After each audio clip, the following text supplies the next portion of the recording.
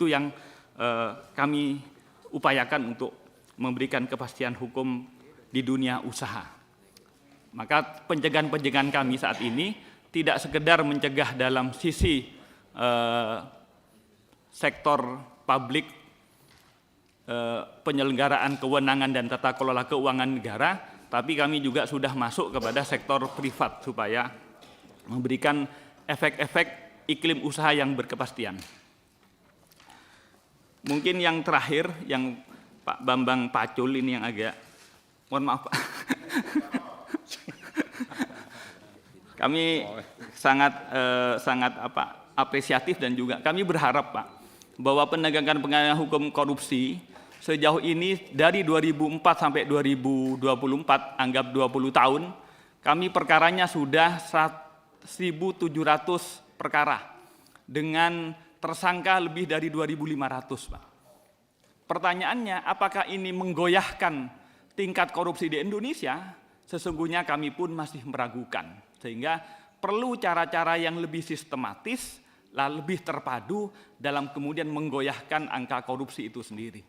Oleh karena itu, langkah-langkah yang kami lakukan selama ini masih dalam tataran meningkatkan integritas, mengetatkan tata kelola, dan terakhir baru penindakan. Kami rasa masih belum cukup kalau kemudian belum ada kontrol terhadap aset penyelenggara negara maupun penegak hukum. Kontrol terhadap aset penegak hukum dan penyelenggara negara inilah yang kemudian membutuhkan salah satunya RUU perampasan aset maupun pembatasan uang transaksi kartal. Salah satunya itu Pak. Apapun modusnya, mungkin modusnya bisa disembunyikan ataupun ketangkap oleh KPK, tapi di sisi lain kalau asetnya kemudian kita kontrol oleh negara, itu akan lebih kemudian mensistemasi kehadiran negara untuk memaksa dan mewajibkan setiap penyelenggaranya menjadi berintegritas Pak. Mohon maaf, kalau kita selalu membandingkan dengan kenapa kok Singapura lebih bisa, Australia yang bisa, padahal tidak seperti kita asumsinya.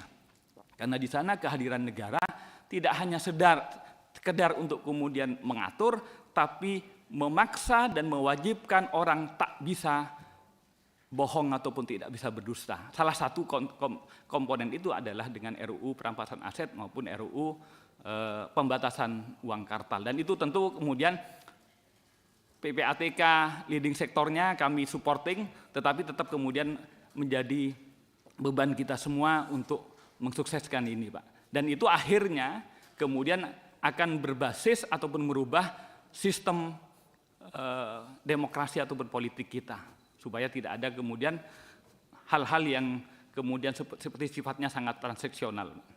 Jangan lupa subscribe ya.